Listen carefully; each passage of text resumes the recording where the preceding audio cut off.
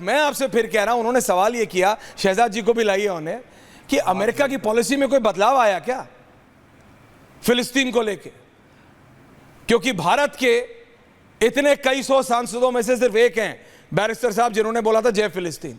उनको कुछ बदलाव लगा क्या फिलिस्तीन की पॉलिसी में अमेरिका की तरफ से? नहीं। Then what is this? मैं टाइमिंग पे सवाल खड़ा कर रहा हूं। आप लोग राजनेता हैं, आप लोग समझते हैं एग्जैक्टली क्या कब कहां हो रहा है। Adil ji 30 second answer and then Shahzad is getting in the debate. जी बताइए ना। एक मेंबर ऑफ पार्लियामेंट किसी से भी मिल सकता है, वो भारत का संविधान पर जिसने शपथ ली है ऐश्वर्या भाई, वो मिल सकता है। इसमें अरे तो जय फिलिस्तीन मैंने थोड़ी कहा था कहने को, समझ में नहीं आ रहा है। सुनिए। अरे जय फिलिस्तीन महात्मा गांधी ने कहा था, पंडित नेहरू ने कहा था, अटल बिहारी वाजपेयी ने कहा था। इसमें गलत क्या हो गया भाई? शपथ लेते हुए कोई दुश्मन मुल्क थोड़ी है। भारत सरकार ने एड भेजा है, मदद भेजी है, मोदी जी ने मदद भेजी है। ठीक है, यू मेड योर पॉइंट। फिलिस्तीन के मजलूमों के साथ हम खड़े हैं, तो इसमें क्या गलत है ऐश्वर्या भाई?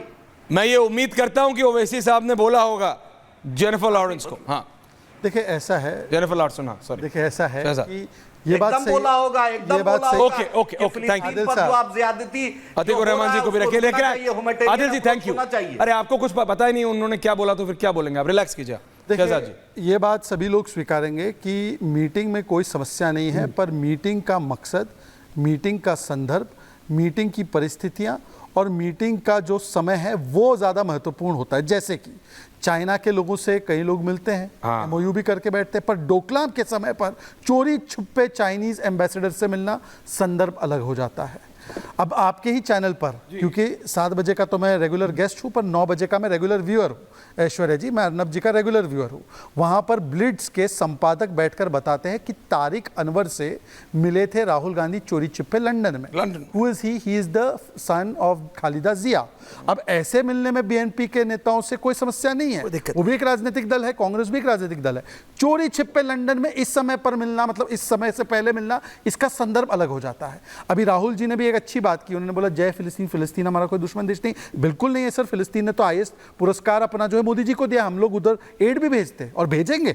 फिलिस्तीन के मासूम लोगों के साथ हमारी पूरी संवेदना आज भी है। यूनाइटेड नेशन में हम वोट भी डालते हैं उनके लिए। पर सर मेरी बात यह है कि 4000 किलोमीटर दूर ये गाजा में जो मुसलमान है वह दिखता है, और 400 किलोमीटर दूर हिंदुओं के लिए नहीं दिखता है उन लोगों को।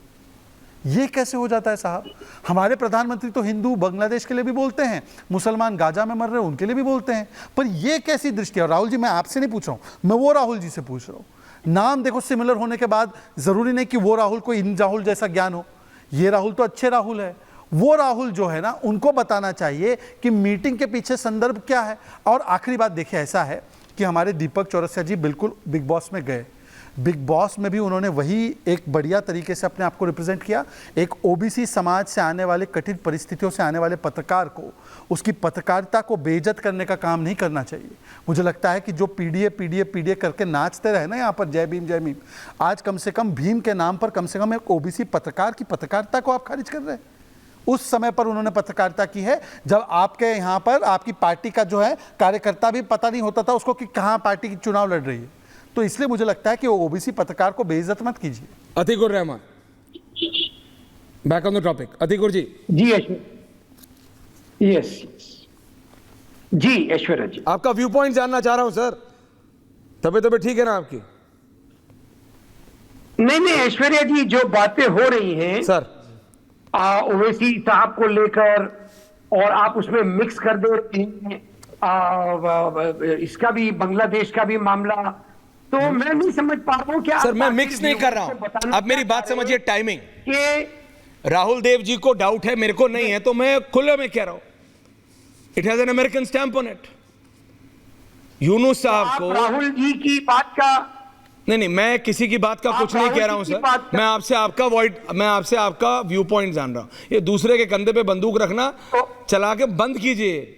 अभी ये सब जनता देखती है, कहां मेरे कंधे पे बंदूक रख के अब मेरी और राहुल जी की लड़ाई करा रहे। रिलैक्स और अमेरिका में कॉमन नहीं कुछ नहीं है भैया। अरे नहीं, राहुल जी तो ऐसे व्यक्ति नहीं है कि लड़े किसी से, लेकिन राहुल जी ने जो सवाल उठाए हैं आप बहुत खूबी से उसको स्किप कर गए। कम से कम मेरे सवाल को तो जवाब दे दीजिए, या कम से कम बीजेपी के स्पोक्स पर्सन से जवाब दिला दीजिए। पूछिए ना, सामने बैठे। चेंज करने वाली बात आ रही थी ना।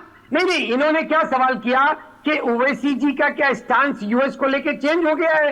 तो सवाल ये बनता है कि क्या हिंदुस्तान की रूलिंग पार्टी या रूलिंग रिजीम का भी स्टांस यूएस को लेके। एक वक्त था जब ये कहा जाता था हमारे प्रधानमंत्री द्वारा कि अब की बार ट्रंप सरकार, तो वो अमेरिका को लेके भी आपका स्टांस चेंज हुआ है क्या? अब क्या हो गया? क्योंकि हसीना जी को, आपको ऐसा लगता है कि वहां पर कुछ अमेरिका ने कुछ छेड़छाड़ कर दी, तो अगर कल ट्रंप फिर से आ जाते हैं तो आपका स्टांस फिर से चेंज होगा क्या? आप किसको वर्गला रहे हैं? आप इंडिया की पब्लिक को वर्गला रहे हैं, अपने व्यूअर्स को वर्गला रहे हैं। आप चाहते क्या हैं? अरे कौन सी ऐसी कंट्री है जो हिंदुस्तान के साथ में अच्छे रिलेशन रखना चाहती है?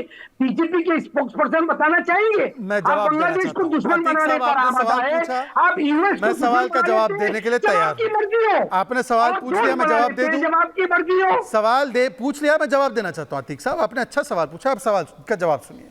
मैंने ये कतई नहीं कहा कि हमने अपना स्टैंड अमेरिका के प्रति बदला है। मैंने ये कहा कि क्या ओवैसी साहब को अमेरिका ने कम्युनिकेट किया कि उनके जय फिलिस्तीन के नारे सुनने के बाद उन्होंने इजराइल के साथ दोस्ती तोड़ दी है? वरना तो ऐसा लगेगा कि ओवैसी साहब पार्लियामेंट में जय फिलिस्तीन और वहां पे जय इजराइल कर रहे हैं। ये साहब मैंने सवाल पूछा, सुन लीजिए, अब पूरा सुन लीजिए, मुंडी हिलाने के से कुछ नहीं होगा। दूसरी बात, अमेरिका में तो यूसीसी है, वहां पर तो शरिया वरिया कुछ चलता नहीं है। अरे सुन तो लीजिए मान्यवर अतीक साहब, सुन लीजिए ना अतीक साहब, आप क्यों इतना, अतीक साहब अमेरिका के पैरवी करने में आज इतना आप लोगों को क्यों मजा आ रहा है भाई? अरे सुन तो लीजिए अतीक साहब, मैंने आपके बीच में नहीं बोला है। 20-30 सेकंड और दे दीजिए शांति से। 45 सेकंड और। अतीकुर रहमान प्लीज, अतीकुर रहमान जी बीच में नहीं। अतीकुर रहमान जी, अतीकुर जी आवाज सुनाई नहीं देती, आपको पता है। आप लोग हमसे ज्यादा डिबेट कर चुके हैं, प्लीज। मैं रिक्वेस्ट, अरे अतीकुर जी का फिर, अतीकुर जी एक के ऊपर एक बोल के कोई फायदा नहीं है। 30 सेकंड में समाप्त हो जाएगा, फिर अतीक को जवाब देना मान्यवर। अतीक आदिल में आ रहा हूं। अतीक साहब, जब अमेरिका ने आतंकियों पर, जैसे अल कायदा जैसे आतंकवादी गुटों पर और पाकिस्तान में भी स्थित आतंकियों पर कार्रवाई शुरू की थी, तो हम तो सब जो लोग आतंकवाद के खिलाफ है, हम उसको इस्लाम के नाम पर कवर फायर नहीं देते थे, हम तो स्वागत करते थे। आप ही लोग कहते थे नहीं ये मुसलमानों को मार रहे हैं, आप ही लोग इसको कहते थे वॉर ऑन टेरर, नहीं ये वॉर ऑन इस्लाम है। आपने और ओवैसी साहब ने व्यू बदल दिया है, हम तो इसका स्वागत कर रहे हैं भाई। और आखिरी बात मैं आपसे पूछना चाहता हूं, बस लास्ट सवाल है, एक बात बता दीजिए मुझे कि अमेरिका आपको तब भी पसंद आएगा ना जब वहां पर चेंज होगा और नई गवर्नमेंट आएगी, और अगर वो गवर्नमेंट कोई और की रहेगी। ऐसा तो नहीं है ना कि ये जो दोस्ती अभी बनी है किसी के विरोध में, किसी के विरोध में, तो वो जाकर कल खत्म हो जाएगी। और अब जो संदर्भ है वो ये है कि आप लोग बताइए कि गाजा में तो आपको सब कुछ दिख दिया। एक फतवा जो आपके मौलानाओं ने बोला हो कि हिंदुओं पर हमला हो रहा है बांग्लादेश में और ये गलत है, एक फतवा जारी हुआ हो। गाजा के लिए तो आप बहुत रोए, ठीक है, अच्छी बात है, रोते रहिए। आप बताइए कि एक फतवा जारी किया हो कि ये जो हिंदुओं के साथ हो रहा है वो गलत है।